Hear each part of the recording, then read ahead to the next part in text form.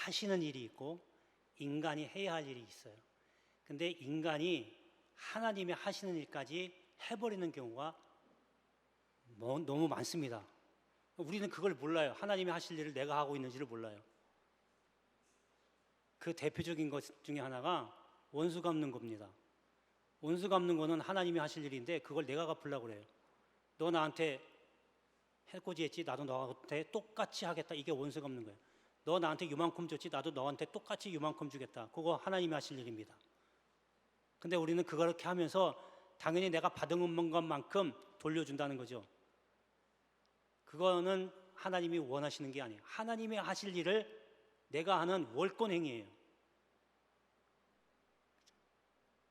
우리가 복음 전하는 것도 그래요. 우리는 하나님의 말씀만 전하면 돼요. 여러분, 우리가 은혜 받는 건요, 은혜 주시는 건 하나님이시고요, 은혜 받는 거는 목사가 주는 게 아닙니다. 하나님이 주시는 거예요.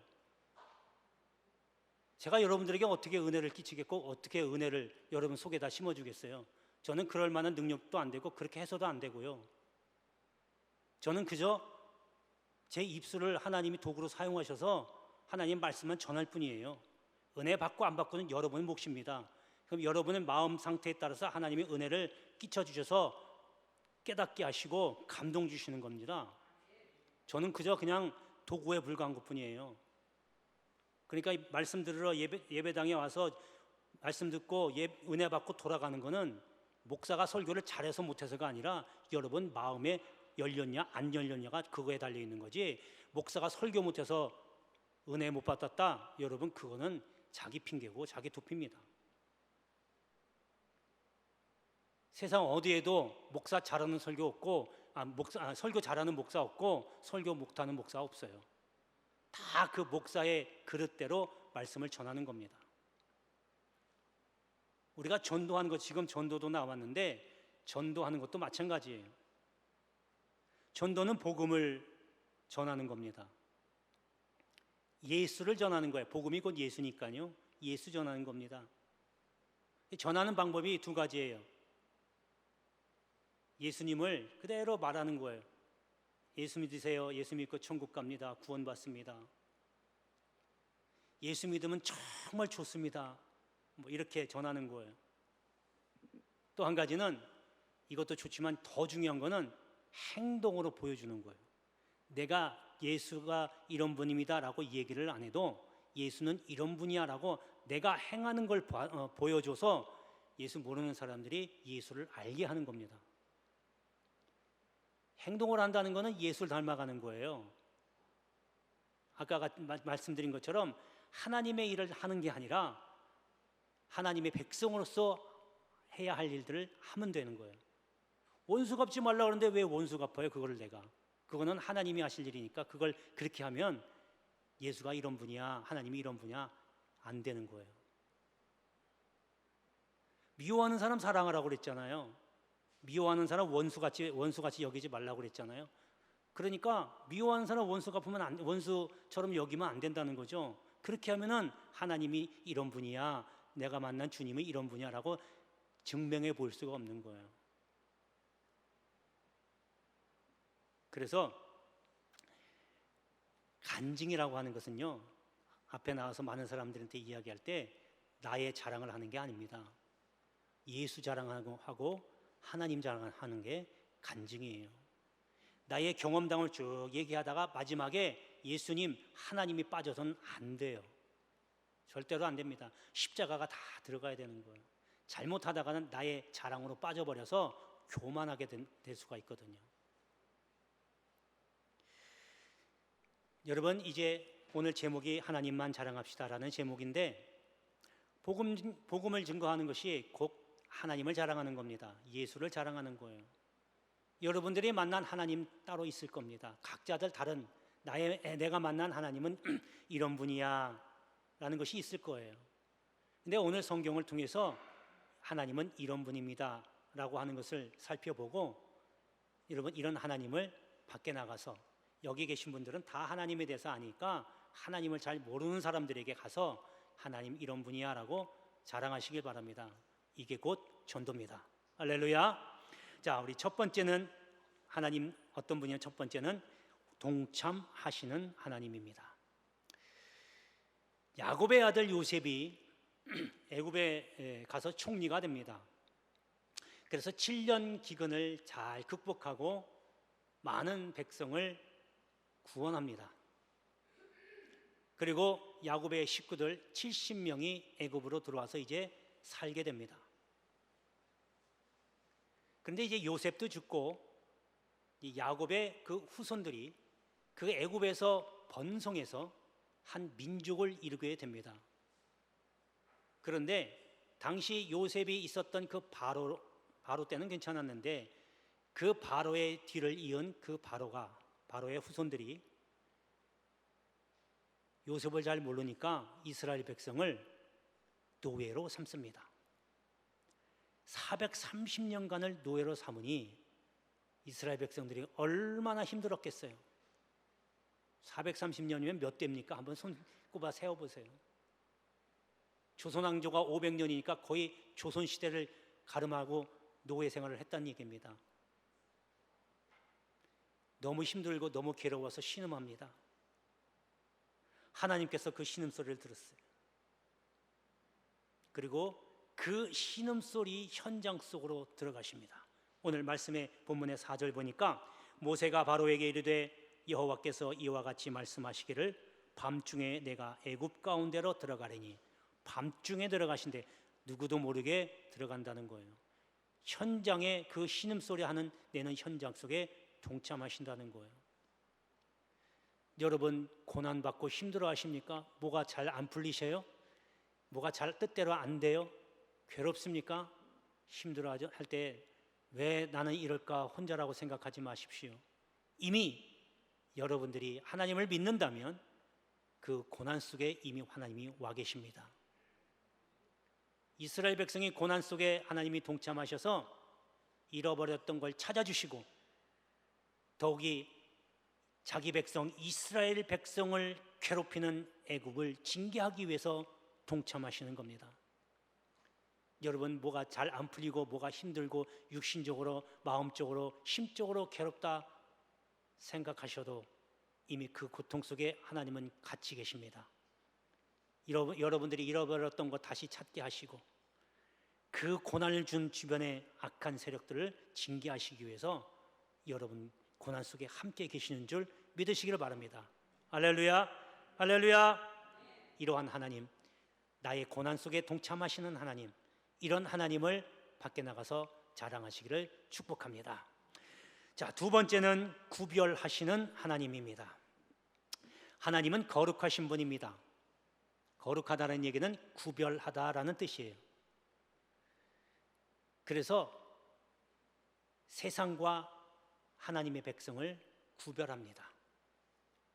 지금 우리가 세상 속에 나가서 살지만 세상 속에 세상 사람들과 섞여서 살지만 하나님은 자기 백성을 구별하고 있어요. 그래서 예수님도 비유로 말씀하시죠. 천국에 대해서 말씀하실 때 알곡과 가라지를 말씀하십니다. 알곡은 하나님의 백성이요, 가라지는 사탄의 노예입니다. 섞여 사는 거예요. 그러다 나중에 주님 다시 오실 때 마지막 때에 나누겠다는 거예요.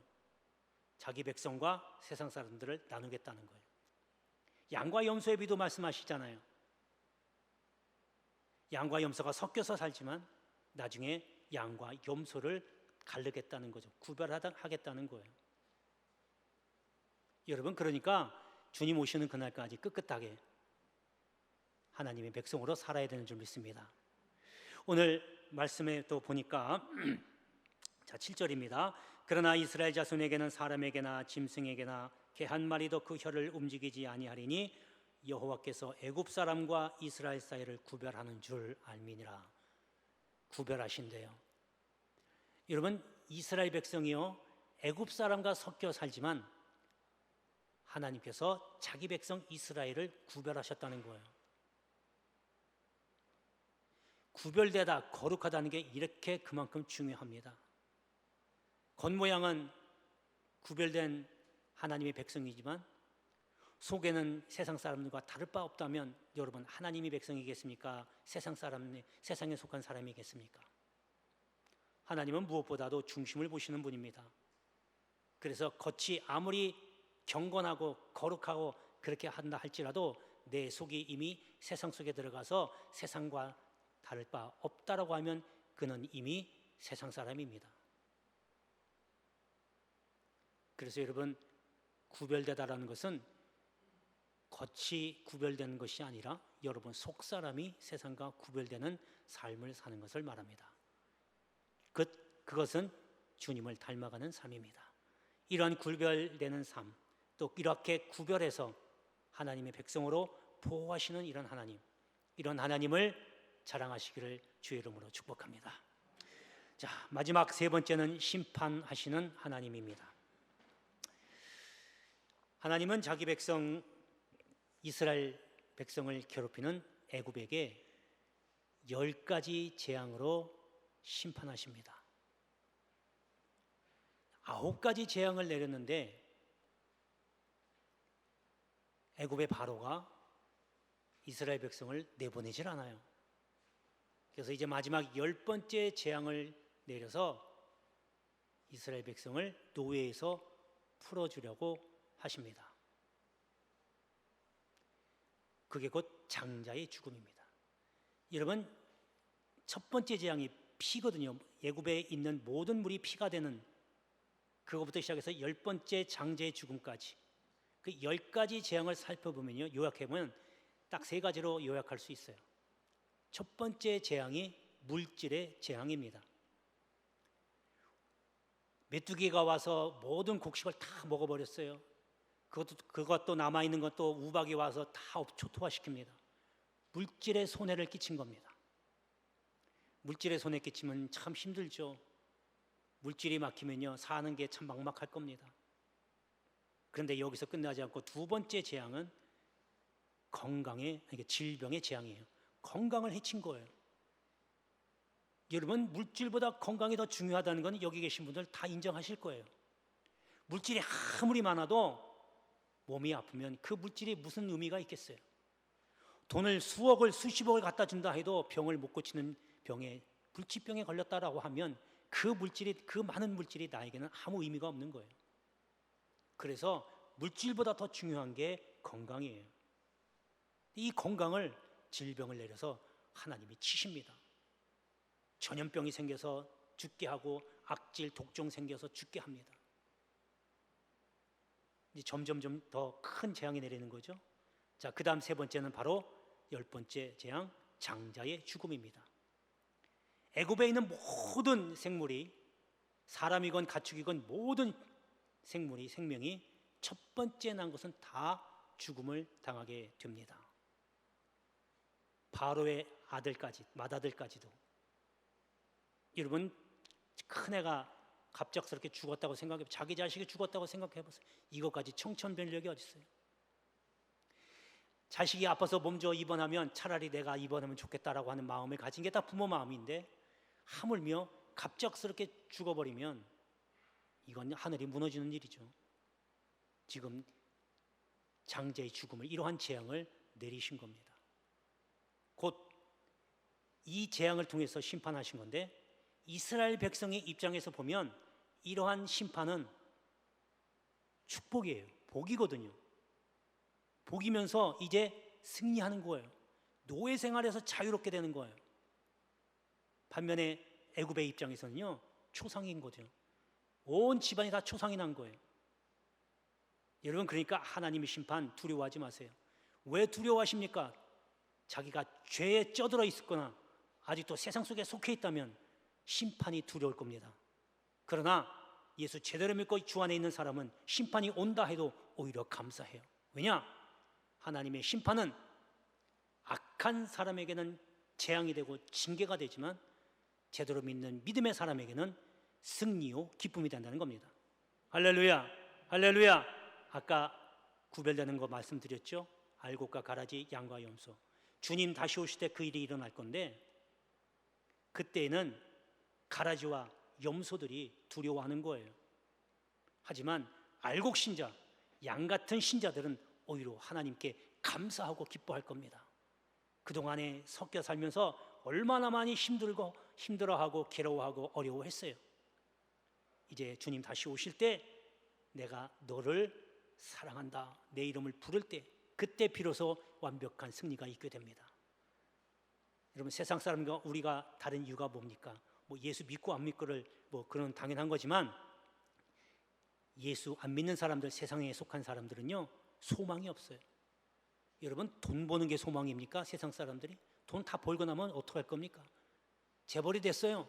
이건희처럼 재벌이 됐어요. 그러고 나면 그 다음에 뭐 할 겁니까? 그 돈 가진 거 여러 가지 많은 희귀물들, 작품들 다 수집해서 결국 가지고 갔습니까? 돈 다 번다고 그것이 소망이 이루어진 게 아니에요. 재벌 돼가지고 세상에 이름 석자 알린다고 다 뜻을 이룬 겁니까? 그네들은 소망이 없어요. 그러나 예수 믿는 사람들은 돈이 없어도, 물질이 없어도, 명예가 없어도 하늘에 소망이 있습니다. 우리는 어디로 가야 되는지 분명히 알고 있어요. 세상 사람은 자기들이 어디로 가야 하는지를 모릅니다. 가고 있는 길도 모릅니다. 그냥 죽으면 끝난다고 생각해요. 얼마나 불쌍해요. 그러나 우리는 지금 이 세상, 이 땅에 사는 것이 전부가 아니고 이후에 하늘에 우리의 거처가 있다는 것을 믿고 가기 때문에 우리는 소망이 있는 거예요. 할렐루야, 할렐루야. 이것이 바로 하나님의 심판인 겁니다. 이러한 하나님의 심판, 이러한 심판하시는 하나님을 많은 사람들에게 자랑하시기를 축복합니다. 기도하겠습니다. 은혜로우신 아버지 하나님, 감사합니다. 오직 십자가만을 자랑하겠노라고